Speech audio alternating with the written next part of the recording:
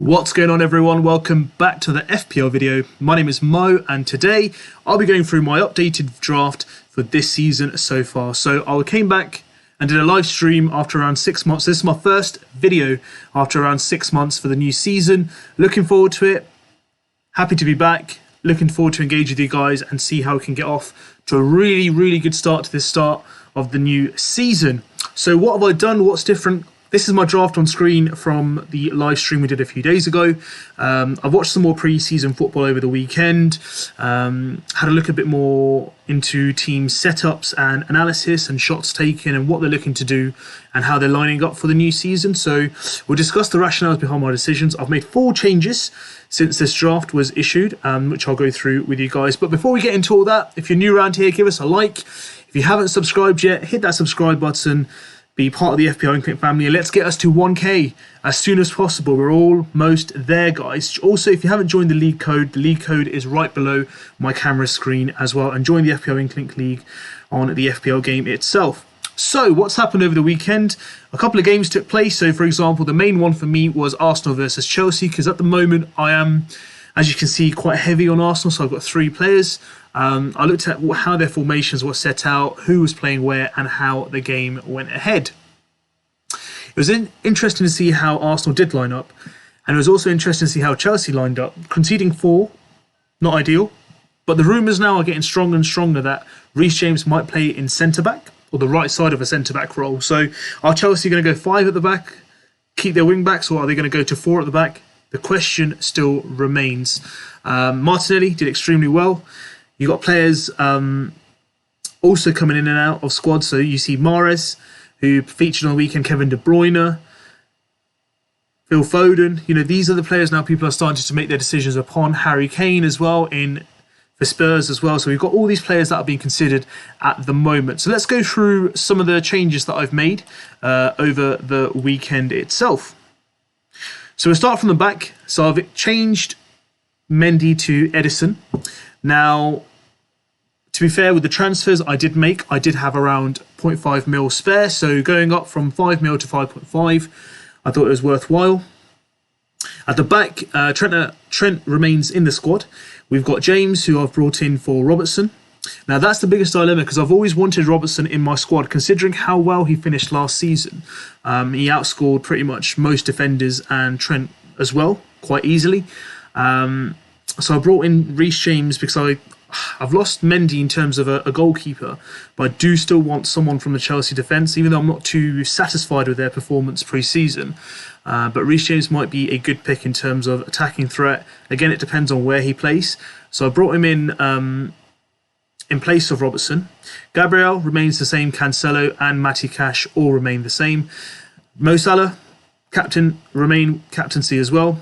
Now, the next change I've made is Luis Diaz. So because I've already got 3 Arsenal players, because I brought in Martinelli, I can't have 4 Arsenal players. So Saka had to go out. As much as I wanted to keep him, I brought in Luis Diaz, who I think is the second best alternative, obviously with the fixtures lined up for Liverpool that they do have in the first 3 games, or I should say the first 5 games of the season. So we can have a look in terms of Fulham, Crystal Palace, away and home. Then they've got Manchester United at Old Trafford, where they did very well last season, winning 5-0. Then they've got Bournemouth at home, Newcastle at home, Everton away.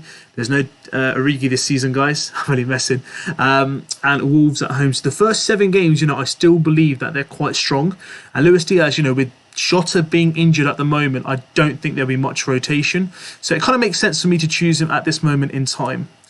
As I said, I watched the game between Chelsea and Arsenal, and I must say this guy really caught my eye. I watched him last season. He had glimpses of real skill and ability, but he really impressed me on the weekend to an extent where I had to kind of reshuffle my squad, and I brought in Martinelli.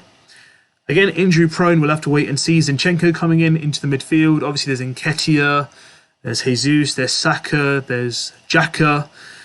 So many players in Arsenal at the moment. Who's going to get what game time? But I think we can safely say that on the left-hand side, you're going to have Martinelli. Now, Kieran Tierney hasn't featured in the pre-season, so he's pretty much nailed on left-back. And then you've also signed Zinchenko, who's probably going to play the kind of central midfield role, potentially on the left-hand side. So again, Martinelli will have the service from two great players behind him when fully fit. So it's a toss of a coin. I mean, the three up front, Jesus, Saka and Martinelli, are all extremely good. But in terms of me being able to kind of get Martinelli in, because my previous player was Fornells, so $500,000 I needed to raise for him. Now for that $500,000 I got rid of Reece James. I got rid of Robertson for Reece James, brought him in, and then that left me with $1 million spare. I couldn't keep Saka because of already having 3 more Arsenal players, so I had to get rid of Saka for Diaz, and that gave me $500,000 spare to get Edison into my lineup. So that's what my lineup looks like, lining up for the first week. Am I comfortable with this? Am I confident with this? A bit template-ish? Maybe not, because I believe that there's some players that I've picked in there that, you know, are a bit away from the template itself. So, for example, Gabriel as a centre-back. A lot of people have gone for Digne, for example, or they look for an alternative like Trippier. People looking at Dalot at Manchester United for 4.5. So there are options available elsewhere. So I could potentially go Gabriel to Dalot and upgrade James to, let's say, Van Dijk. That could be an option. Or I could go Dalot down to... Gabriel to Dalot, 4.5. Edison back to Mendy. That gives me 1 million. And I can go back to having Robertson in my defence, and Luis Diaz can go into Saka. So that will mean I'll have all 3 of Arsenal's attacking line in my squad. Now, will that be worthwhile going for it in that way? Or will it be worthwhile choosing the squad that I have at the moment? For now, I'm pretty satisfied with the players I have chosen. And who I'm looking at, to be fair, to really stand out for me, Haaland did well, but I really was impressed by Kevin De Bruyne as well. I know it's 12 million. I know people are thinking about should we or shouldn't we.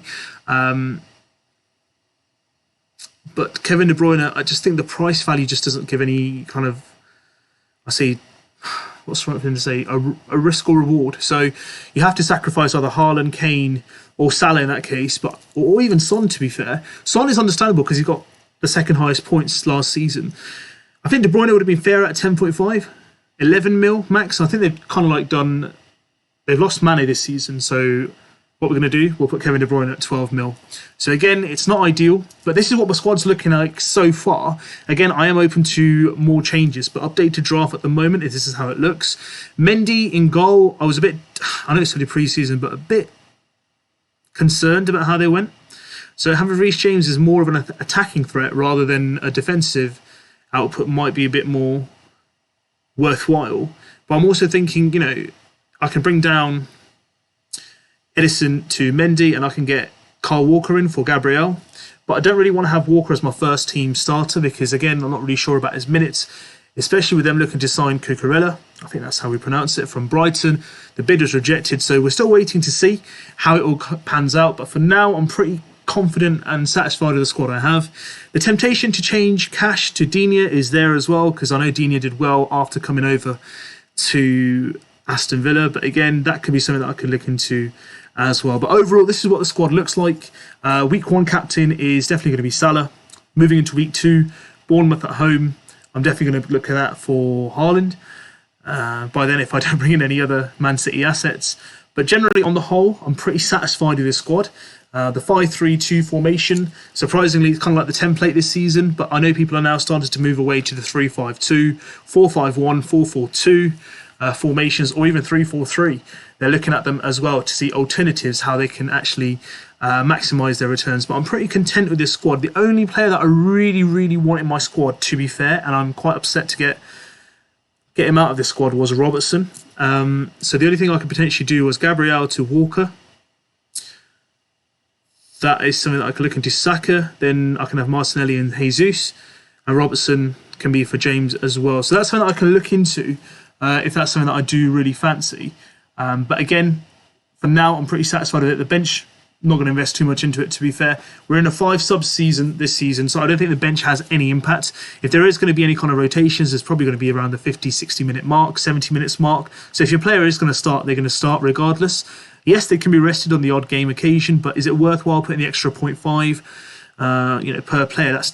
You've got 4 players on the bench. That's 2 million on the bench, just in case they come on. And even if they do come on, that player might be brought on for 20 minutes at the end of the game. So is it actually worthwhile if you're starting with that player, still having someone on the bench who probably won't even feature in your game? I may rethink that strategy, but for now, I'm pretty content with this and I'm good with the lineup itself. Let me know what your thoughts are. The 4 changes were Edison, James, Diaz and Martinelli, and they were made for Mendy, Robertson, Saka and Fornells. Let me know what your thoughts are. Join the league code. The code is below my screen. If you like the video, give us a like. And if you haven't subscribed, hit that subscribe button. We're almost at the 1K mark. Let's get to that 1K mark as soon as possible. And let's become a bigger family and join the FPL Infinite League code as well. So it's been a pleasure, guys. I'll see you guys with some more content. Take care. Have a good evening.